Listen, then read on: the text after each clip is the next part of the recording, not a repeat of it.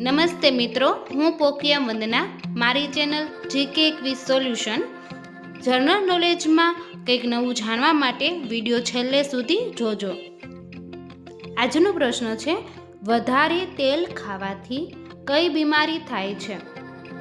એ. પથરી, બી. હૃદયની, C. લકવા, D. Cancer.